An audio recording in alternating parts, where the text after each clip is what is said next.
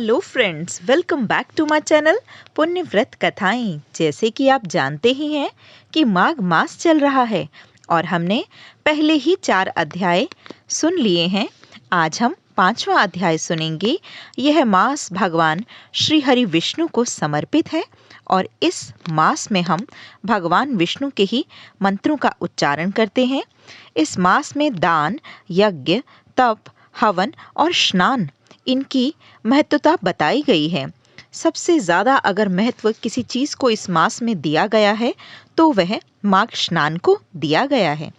आइए अब हम 5वें अध्याय की कथा सुनते हैं। महर्षि वशिष्ठ जी ने कहा, हे दिलीप, प्राचीन काल की बात है। एक दिवस भगवान नारायण स्वरूप श्री दत्तात्रेय जी के सन्मुख महिष्मती नगरी का राजा सहस्त्र अर्जुन उपस्थित हुआ और उसने विनम्र प्रार्थना की कि उसे माघ मास के फल की जानकारी देने की कृपा करें। भगवान दत्तात्रेय जी ने कहा कि हे राजन, एक बार यही प्रश्न देवऋषि नारद ने ब्रह्मा जी से किया था। उन्होंने उसको जो उत्तर दिया वह संक्षिप्त में तुम्हें बताता हूँ। भगवान विष्णु को माघ मास अति प्रिय है। माघ स्नान से कष्टों का निवारण होता है और मनुष्य अग्नि के समान तेजस्वी तथा शुद्ध स्वर्ण के समान निर्मल हो जाता है तथा स्वर्ग की प्राप्ति होती है। धर्मात्मा व्यक्ति व तपस्वी माघ मास के व्रत, तप तथा दान से स्वर्ग को प्राप्त करते हैं तथा पापी जन पापों से मुक्त होकर शुद्ध हो जाते हैं। अब है दैत्य सुंद तथा उपसुंद विनाश कथा। महर्षि ने कहा कि मैं तुम्हें इस संदर्भ में एक कथा सुनाता हूँ। भृगु वंश में कंजिका नाम की एक कन्या ने जन्म लिया। दुर्भाग्यवश वह बाल विधवा हो गई। कांचिका ब्राह्मणी ने विंध्याचल पर्वत पर रेवा के पवित्र संगम स्थल पर भगवान श्री हरि की कठोर आराधना व तपस्या की।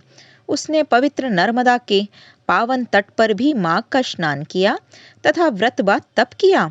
काल चक्र के अनंतर वह ब्राह्मण मृत्यु उपरांत माघ मास के तप, स्नान व दान के फलस्वरूप वैकुंठ धाम को प्राप्त हुई और 4000 वर्ष तक सुख भोगती रही। त्रिलोतिमा का पुनर्जन्म।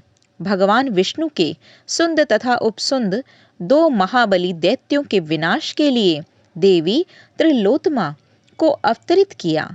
अपने वैकुंठ निवास पर माघ मास स्नान तथा पुण्य फलों के स्वरूप वह अति रूपवती सुंदरी बनी। उनके रूप को देखकर देवता भी मोहित हो गए थे। स्वयं ब्रह्मा जी भी उनके रूप को देखकर आश्चर्यचकित हो गए थे। ब्रह्मा जी ने त्रिलोत्मा को आज्ञा दी कि हे मृगलोचने, सुंद उपसुंद दैत्यों ने देवताओं को अति परेशान कर दिया है, अतः उनका विनाश करो। प्रभु की आज्ञा पाकर परम सुंदरी त्रिलोत्मा ने अपना संपूर्ण श्रृंगार किया तथा दोनों हाथों में वीणा लेकर अशोक वृक्ष के नीचे वीणा वादन प्रारंभ कर दिया। सुंद तथा उपसुंद ने सुंदरी त्रिलोत्मा को देखा। दोनों ही उनके रूप माधुरी को देखकर मुग्ध हो गए और अपनी अपनी पत्नी बनाने के लिए युद्ध करने लगे। दोनों ने अपनी गदाओं से एक दूसरे पर प्रहार किया और स्वयं ही मारे गए तथा बाकी दैत्यों का भी नाश हो गया। देवताओं ने प्रसन्न होकर देवी त्रिलोत्मा की जय जयकार की तथा वह माघ स्नान के प्रताप से सूर्य लोक को प्राप्त हुई तथा निरंतर सुख भोगती रहीं। अतः जो प्राणी वैकुंठ धाम की इच्छा रखता है उसे मकर संक्रांति तथा माघ स्नान अवश्य करना चाहिए। बोलो लक्ष्मी नारायण भगवान की जय।